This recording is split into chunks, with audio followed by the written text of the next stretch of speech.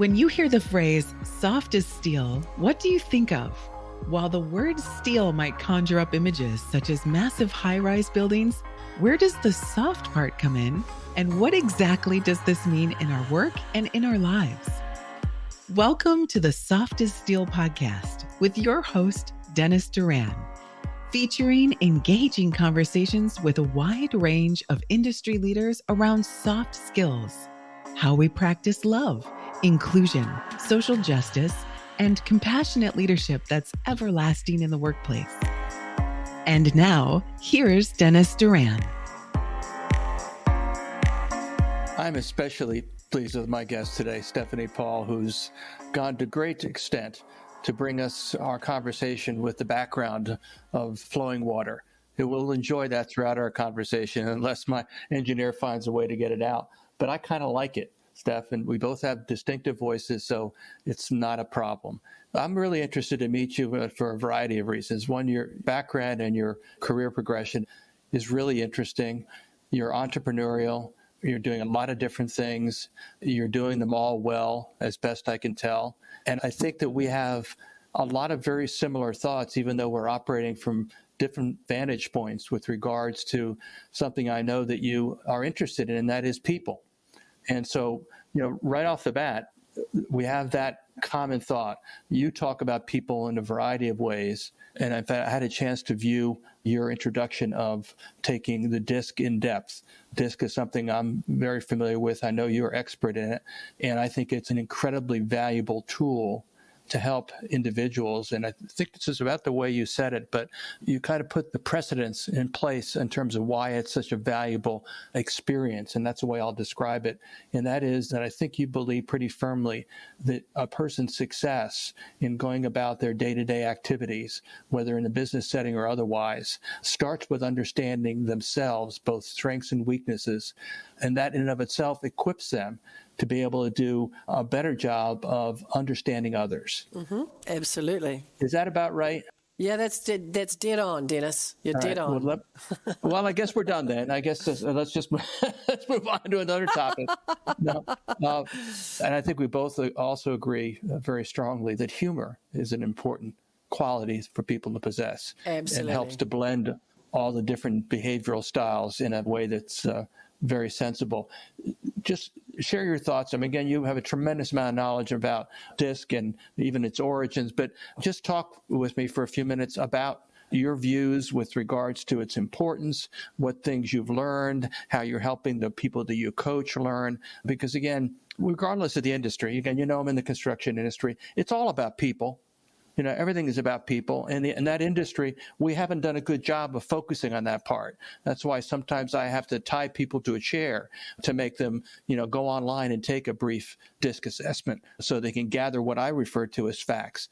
Share your thoughts about the whole journey around DISC understanding and personal growth. Yeah, when I first started to know what DISC was, my business coach introduced it to me originally and put me through the assessment. And I didn't think terribly much of it. In fact, I didn't particularly like some of the results that came back. However, over the years, over the last sort of 10, 12 years, I've been certified in it. I'm also certified in other assessments, including a 360 for leadership. However, DISC is probably, for me, one of the most interesting because it's not just about self. You can actually use the DISC assessment report to learn to understand others in their observable behavior, understand their prominent style, and then approach communication to that style and adjust your communication so that you get an efficient and an effective conversation or communication from that opposite style or the same style. Where if somebody has the same style as you, you tend to approach communication the same way and behavior the same way, and you feel, oh yes, we're both from the same tribe. But if you're with an opposing style, it's not as easy, and people sort of look at it like, oh, this person's really difficult to deal with. And it's not that they're difficult per se, it's just that they're different in the way they approach communication and their style of behavior. And when we understand that and we can see and observe somebody else's behavior before we open our mouth, we can usually assess what their prominent style is and approach it in a manner that is less confronting and more open and pleasing to them so that they can come to the table quicker. You said when you approach the disc, you talked about, again, observable behaviors.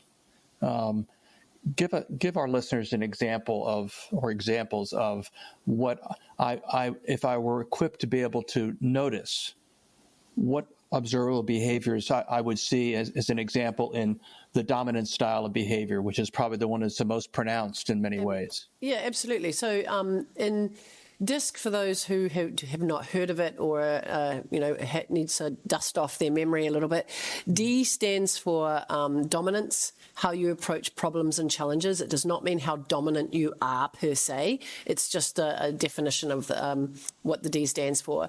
And so dominant people tend to be fast-paced, very task-oriented. A lot of people who are entrepreneurs or C-suite executives tend to have D in their profile. And then I stands for influence, how you influence and persuade others to your way of thinking. I's are very chatty. They often like to talk a lot and tell stories and be very familiar and friendly with other people. Then S stands for steadiness, how you approach the pace of the way you do things. And people with the high S tend to, they don't tend to come to the table as quickly with conversation. They listen more. They're slower paced. They trust later. They don't trust out of the gate. They're not. They're more observant, and they take time to come round. And then C stands for compliance, how you comply to the rules and regulations set by others, or how naughty you are. I like to think you don't have a lot of C. You tend to be one that breaks rules. Certainly, the high Ds are like that. But then the high Cs they're more detail and data driven. They will take time to make sure that they've got all their information correct before they get back to you. They are task oriented, but they're slower paced, where the I and the S are people oriented, and the I is faster paced and the S is slower paced. So I tend to find over the years that I've been doing this and the amount of reports that I've seen, and I'm sort of giving a generalization, but your high Ds, and you don't see very pure styles very often. Most styles are blended. You have a little bit of other styles. You don't, but you do get to see a pure D-I-S-C occasionally in profiles, but it's pretty rare. Most people are blended, but they have a prominent style. So when I talk about that prominent style, that D, that's what I'm talking about, is the one that is the highest on the graph. And your Ds, like your entrepreneurs, your C-suite executives, your definitely leadership. Not all leadership has to have high D, but I generally see it in those profiles. Then your I's are your salespeople, people who are in customer service or hospitality tend to have high I. S tend to be more people in human resources and philanthropy and nonprofits. And then your C's tend to be your forensics, your accountants, your people who like to get down in the science and the weeds and the details of things. So that's a generalization, but that might help people think about, who do I know that is like this style? And then you will probably find, if you ever saw their DISC assessment, that they actually fall into that category, and that's the prominent style on their DISC graph. Yeah. No, that's a terrific explanation. Thank you for that very much. So my follow-on is to say, when you're working with, let's talk upper level leadership, C-suite. When you're working with C-suite executives, how do you get them to a point where they actually they may recognize that there's value in what you've explained to them about themselves? They may say this is really helpful. I'm sure I'll be able to benefit from using this. But how do you get it to stick? How do you get them to, they may understand it, but then the session ends and you go home and they go to the next meeting. What's needed in your experience in order to get that level of leaders? And then obviously it cascades down through an organization, but it has to start with those leaders. How do you get them really to not simply buy in intellectually to what you've explained to them, but to buy into it and operationalize it and how they go about leading from that moment going forward? You're asking a very interesting question, because I just want to cover something first and foremost. Is if you have somebody who doesn't want to be coached, or isn't interested in being trained, or isn't interested in learning anything new, you can't do anything with that person. You may as well be talking to a rock.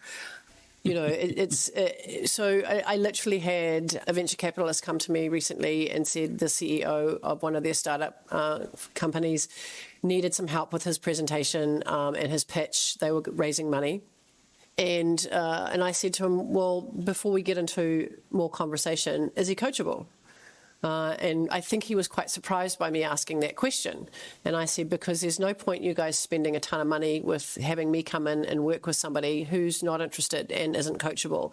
And I've had that in the past, and I do not take it on in the future or in the present anymore.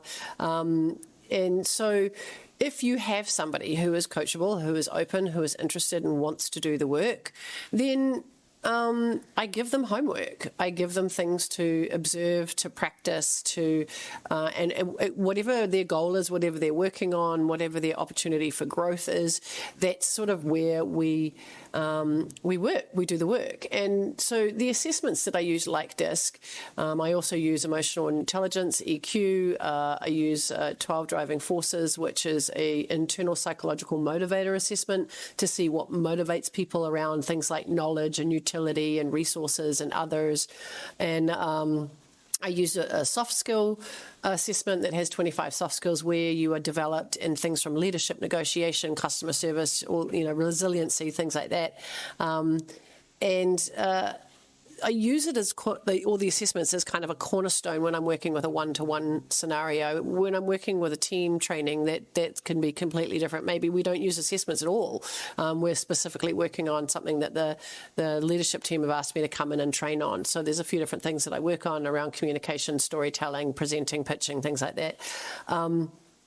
And so I really use the assessments as a cornerstone, and then we move into like a goal planning session. We do the debrief, we go through all the findings, we discuss what might be an eye-opener, what might have been a blind spot that they didn't realize that they had to work on, their strengths, their opportunities for growth, their issues and problems that they're dealing with now, and what their goals are for the future, and if there is any kind of sort of career trajectory that they want to take hold of and work with. So it really kind of depends on the goals and the person as to what we do next. But there's always homework, and if they're not doing the homework and they're not diligent about like practicing some of the things that we talk about or working on, then I usually fire them. Because and she says that and laughs after she says it. And she laughs again. I don't. Well, there's an expression which I quite like, and it's called an ask hole. And it's the person that keeps coming for the advice, and they're just like an ask hole. You keep giving the advice, you keep giving them the work to do, and then they never do anything with it. It's just like a black hole that all that advice and all that energy gets sucked up into the universe somewhere and spat out, God knows where, but they don't do anything. And I'm very intentional. I really am here to serve and here to help, and I want my clients to be intentional. So I need a break because I'm trying not to continue to laugh. I've never heard that. I'm going to use it. I will attribute it to you gladly, and I'll preface it by saying a new friend of mine, but I've never heard about an ask hole. I think that's just magnificent. It reminds me of a comedian from Finland. His name is Ismo. And he has some monologues on some very funny things involving the words in the English language, and how those words can be used in so many different ways. And he rails against things like silent letters, and why is there an extra D, or why is there an E on the end? You can't even hear it when but ask hole. My gosh, Stephanie, this is bonus time here on our little conversation. All right, let's come back. I think the question that you then responded to and talked about, I think is really valuable, because again, the place that I'm living is trying to get people to understand the importance of knowing what their qualities are. And obviously, when you talk about observable behaviors, and I define soft skills, and I don't know if I've said this to you before, I define soft skills for my purposes as being a person's attributes, behaviors, a manifestation of their personal values. That's what I call soft skills. So when I hear someone described as being a problem solver or a negotiator without a qualifying adjective like a superior or superb problem solver or an outstanding negotiator or a great listener or a great speaker, those adjectives take a skill and make it into a quality. That's kind of my world. Does that make sense? Does that make sense to you? Yeah, I actually have a 7-minute with a downloadable PDF worksheet training video on commanding presence, and I talk about in that training video. I'm happy to share it with you. You can give Please. it away to your audience. And your behaviour, or as you said, soft skills, your behaviour, whether you know your values or not, are depicted by your values and what you value. So you will show up based on what you value. And so some people don't actually know their values, therefore they don't really know what their behaviour is like, and therefore they don't really know how they show up. And so a funny story that I'll share with you is I went to a woman in bio meeting, and I got there early, and I was the first person there, and I sat down at the boardroom table, and there was probably about 16 people coming to this meeting, and I hadn't met anyone there. It was my first time. And it was sort of a networking, but there was some training aspect to it. And then another woman arrived, and she sat next to me, and she started asking me questions. And she said, asking me things about what's going on and what time to think. And I kept saying, I don't know. And because I didn't know, it was my first time there. And eventually I turned to her and I said, who do you think I am? And she said, aren't you the leader of this group? And I said, no, this is my first time here. I've never been here before. And I said, what makes you think that I'm the leader of the group? And she goes, just your presence. And so in that training video, I sort of talk about, how that story came about, how to get to that, is that I had psychological comfort, which is one of the exceptional things about presence that Joe Navarro talks about in his book, Be Exceptional. I was confident, but it was all in my behaviour. I hadn't said a word. She kept asking me these questions just by the way I was sitting there and my mannerisms and quote unquote my behaviour. I showed her leadership. And that's because of my values and how they literally ooze out of every pore in your body when you really make your decisions based on your values and you stick to your guns and you have integrity. And that gives you commanding presence. Yeah, that's incredible. It's so true. At the pedestrian level, we talk about our consideration of leaders that we'd consider to be real leaders. Because there are a lot of people out there that are called leaders who are not, in terms of how they present themselves, what they really are. My mentor, a guy named Steve Farber, refers to the leaders who are not real leaders as posers. So they have a title, they've got a position, they may have power and authority that goes along with that, but they're not putting themselves out there in the fullest sense of being a leader.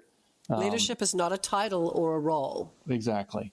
And I think one of the things that's always it continues to fascinate me as an example that I'm here in this area in New York to do a 2-day training program for supervisors. These are in the construction industry, and I will have individuals ranging in age from their mid-20s to their mid-60s for 2 days. One of the things we'll talk about is their personality. In fact, it's the first subject in this 2-day program. And the way I introduce it is, the next hour that we spend together is the most important hour in this entire 2-day program. And I talk about DISC, and I give them what do I call an acid test DISC profile, which has proven to be a correct initial assessment. And then we talk about it. And, for those individuals, some may initially resist, and it really is more a function of them never never really being motivated to take a look at themselves. They've just kind of gone through years of their lives, just kind of going along.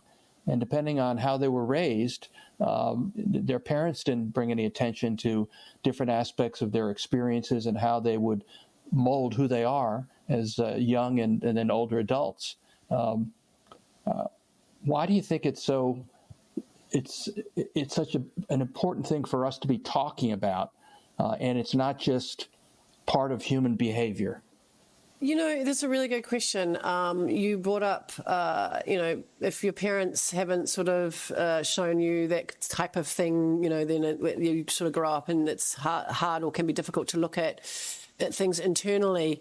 Most people go through life getting out of bed, doing the thing that they do that day, and then go back to bed, and don't really dig around inside internally and figure out who they are and why they do what they do and what's connected to what their triggers are. You've probably heard of a SWOT analysis that people do with your look at your strengths, your weaknesses, your opportunities for growth. Normally the T stands for threats, but I do one with my clients the T stands for triggers. Figure out what your triggers are. When I first moved in with my partner, he's got a couple of kids, and I did the SWOT analysis for myself because I was getting triggered. And I was like, on certain things with, moving in with after being alone for a while and then having children attached to it. There were things that were being triggered, and some of them were from my past. And some of them were from my childhood with family, because this was now, with this dynamic, it was the first time I'd lived in a dynamic like this since having my family with my parents and my siblings. So, it was really interesting to go through that process. But some people are not open to it because sometimes you find wounds that are hiding underneath something that you haven't thought about. There are things there that, psychology stuff that hasn't been dusted off and looked at as to why you do certain things or why you behave certain ways. And I have a theory, which I am still trying to find research around, hasn't popped up yet. Maybe it exists and I just haven't seen it, that the way we communicate and the behaviors that we have, we don't really learn them at school, and we don't learn them at college unless you really go into some form of study around that. And you get to the workplace, and what you bring to the workplace with you is the language, the communication style, and the behaviors that you're taught at home growing up in your family dynamic. Yeah. And if you don't look at that and what that is, then you'll never have any form of growth, and you'll always sort of be stunted with that style. Some people, get taught amazing behaviors and communication style in their family, and some people don't. Some people's families are dysfunctional, and it's just the cards that you're drawn when you're born into that family. So it can be very painful to look at stuff. I've had clients where on our very first meeting to do our goal planning or going through the debriefing of the assessments, in tears. Because they realize all I do is ask questions. I ask questions about certain things, and sometimes we get into areas that can be quite personal. And then they're like, and then they're apologizing to me. I'm so sorry, I shouldn't be crying. I'm like, no, you absolutely should be crying, because we just discovered something that could be holding you back, as a person. Now, I'm not a psychologist, and I do not market myself in any way, shape, or form, but I am a trained life coach and a certified leadership coach. And I am trained in the assessments and how to train in them as well as around them, and use them and debrief them. And so some of those things that come up can be pretty sticky. And it's so amazing for me to watch the growth and development with my clients, whether they're 30, 50, 60. I've had some in their 70s that I've worked with, when they just see a different way of looking at things. When you change the way you look at things, the things you look at change, and just to see the growth and development and the light, the energy lifts off, the weight goes, and they don't have imposter syndrome anymore, and they're more committed, or they're more confident, or, they can lead without authority, and just be more curious and be more open as people in general. And it's a wonderful thing. And it's for me, it's why I do what I do. I love watching people shift and change and grow and develop. Yeah. Yeah, no, I agree. And, I like to say that who we are today is the sum of, from birth, the sum of everything that we were taught, everything that we learned, everything that we experienced, and a lot of that experience is in the family. And in my case, I'll just use myself as an example. I'm considered to be a fairly good public speaker. And I had no formal training in public speaking. I don't even think I took a communications class in college. If I did, I think I may have slept through it. But anyways, but actually, I slept through a lot of my classes in college, and so here I am. But my father was actually a missionary priest, and was a gifted speaker. In fact, every year, and I didn't learn that he was a priest until I was, I think, about 11 or 12 years old. But every year at our church, after he began going to church with us, which in the early years of my life he did not, because he had been, I don't know if I forget the term, excommunicated. But he was allowed to rejoin the church. And every year, one of the things he did was he was asked to read the long form of a big portion of the Bible referred to as the Passion. And this is done on the week before Easter. But it was also just people just loved him, and he had a gift for talking to people. So that's an experience that somehow I was able to capture. Related to assessments, I went to a leadership program as a participant at the age of 50. And the age is important. It's a nice round number. But in that program, they did what would be equivalent of taking all of the assessments that you are certified and utilize in your practice. And we took a whole battery of assessments, including one that actually is referred to as the Highland Battery. I don't know if you're familiar with that group of assessments. But in the Highland Battery, one of the things that I learned was what my style of learning was. There's auditory, visual, and tactile learners.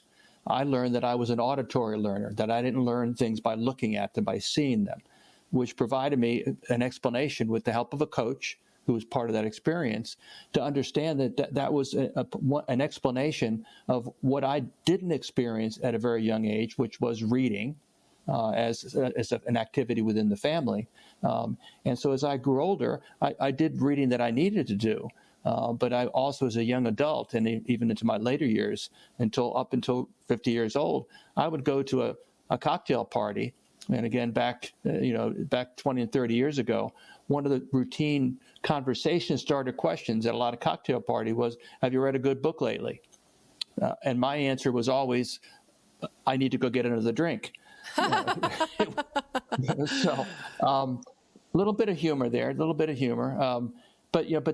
those are two personal illustrations of what a lot of people don't have the opportunity or don't recognize that it may be helpful to me. And again, Carolyn Dweck uses these terms. I saw something in your video that suggested you might be familiar with her body of work in her book entitled Mindset. And she talks about two mindsets. One is a fixed mindset, which is what a lot of people suffer with through their entire lives. And then you have a growth mindset, which basically says you can learn, you can change, all kinds of great things can happen to you right up until you take your last breath. All you got to do is say, I want to, and do the work to get there. In short, to answer the question, are you coachable? And you said that early on in this conversation, and what you've done is you've created what I think is going to be the byline or the title of this episode, because that's what this is all about. And in the context, and this is kind of our last topic, because we are at the end of our time together. You and I could go on for another hour, easily. Yeah, but what I want you to comment on is all of the work that you do and coaching and working with individuals and with teams. How do you think that work benefits their view with regards to human beings and the fact that we're all different from each other, and that we continue to struggle as a society with recognizing differences as just that, but not as things that hamper the ability to relate to another person, to build a relationship with another person. What thoughts do you have around that? I'm going to draw on a few different colleagues and friends of mine who are leadership coaches and trainers, who have given me nuggets over the years, and themselves have also been authors of books. So I recently actually did a training for a client success team, and they're essentially the conduit between the client and the technology, right? So they're there to make sure that the technology and the client's taken care of, and they sort of make sure that everything sort of works really well. And they really wanted me to bring to the table leading without authority, communication, being able to be good at presenting and active listening and things like that. So those were the things that were predominantly in the training and what we talked about, and storytelling. Mm-hmm. And one of my colleagues, Mark Goldson, who wrote a book called Just Listen, he really talks about, and he actually came and spoke to my Women in Leadership Mastermind recently, about people need to feel felt. And that's something that's really stuck with me. You know, you mentioned, how do we deal with, all the differences in society and cultures and things like that. Mm-hmm. Well, at the end of the day, we're all human beings. We're not cats, which is why you can take an assessment like DISC and it can sort of dial in pretty much exactly what your profile is by you answering questions. And I had a conversation with a psychologist friend of mine who's a forensic psychologist, and I said to her, let's just say people are cats and, we're lions and tigers and leopards and, we had stripes or whatever. Have you ever seen a tiger with duck feet? And she said, no, it doesn't exist. We're all cats. And that's why things like DISC are able to, you answer a few questions and they spit out a report there, and then you go, oh my God, how does this thing know who I am, right? Mm-hmm. So, and one thing about human beings is that we need to feel felt, we need to feel heard. So active listening is a skill that needs to be taught and learned if you really want to be able to connect and communicate with others. And that includes non-verbals. A large percentage of how we communicate has nothing to do with what we say verbally, which is why values are incredibly important, and they depict our behavior, because you have to be congruent with your actions and your words, or people do not trust you. And that is an organic thing that happens with the limbic system in the brain, because we have over 4,000 human behaviors. Some of them are micro expressions, and the limbic system reads that stuff really well. So if you're not congruent with your words and your behaviors, your limbic system's going, I just don't trust that guy. It's a gut feeling, and it's real. It's biological. So these things are incredibly important, which is why DISC is so helpful, just going back to the top of our conversation, because you can learn to read the main style of somebody and be observant about their behavior and approach them in a way, because you've just sat there for a few minutes and listened, meaning when I just say not necessarily to what they're saying, but what they're doing, how they're behaving, and then you can approach them so that they feel felt, right? I had an incident, and it wasn't because I was trying to influence and persuade on purpose, but when I'm staying at a hotel, I was recently at a Women in Leadership conference that I was training at, and we were staying in the villas, so it was a separate section to the main hotel, and we had our own reception and our own gym and all that kind of jazz. And every day I went down and I saw the receptionist there. I was like, hi, how are you? And if it was a different one, I'd ask them what their name was, and I'd spend a little time chatting with them. And at the end of the week, we were there for 6 days. I needed something printed, and this hotel is not the hotel where you can get the receptionist to print you something at the desk. It was a big fancy hotel where they would send you off to the business centre to go and pay for it yourself. And I just happened to have built a relationship with this young lady in my villa, but she was on the main receptionist desk that day, and I walked past her and I said, do you know where I can get something printed? And she said, what do you want printed? And I was like, oh, it's just a few pages for my learning team that I'm training. And she said, how many? And I said, I need 8 copies. And she goes, colour or black and white? And I said, oh, black and white's fine. And she goes, give me 5 minutes, email it to me. And I emailed it to her, and I went to the bathroom, and I came back, and she came out from reception and she handed it to me in a green folder. And I said, oh my God, you've got my favourite colour. How did you know? She said, I just guessed. And I said, do you know how amazing you are? And then the next day, I asked for a late checkout and she happened to be at reception, and she gave me an extremely late checkout at no cost and said, shh, don't tell anyone. Now, I didn't ask for all of that. I was merely, she chose to go above and beyond in what she could, her capacity, and use her power, her own influence and persuasion, because I had spent an entire week making her feel felt. Yes. With my conversation with her. All I did was be nice and polite and present. Yes. Yes. What a nice story and a great way to end this first conversation between you and I. Will you come back to the Soft as Steel podcast sometime next year and talk with me some more? Absolutely. I'd love to, Dennis. That would be amazing. Have we got more things? Because we didn't get into storytelling. No. I also didn't get into, and this is very disappointing, hearing more about your stand-up comedy, that part of your background. That was impressive because I'm pretty funny when I stand up. And I was even funnier when I fall over, but that's a whole nother story. Oh, don't do that. No, we try not to. But are you coachable? Are you coachable? Yeah, I think that's what we've had a great conversation about, and so many other things. Thank you so much for being my guest on the Soft as Steel podcast. Thank you so much for having me, Dennis. It's been a pleasure. Thanks for joining us today for this episode of the Soft as Steel podcast with your host, Dennis Doran. Dennis is the author of Soft as Steel and a leading speaker and trainer for organizations across many industries and verticals.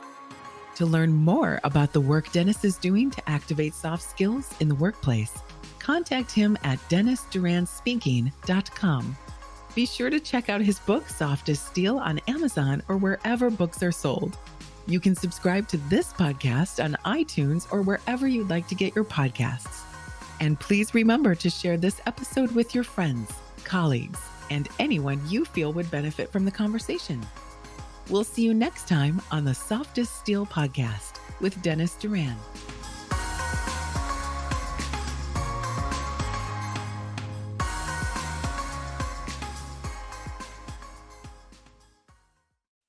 Produced by Audivita Studios. Connect your voice to the world.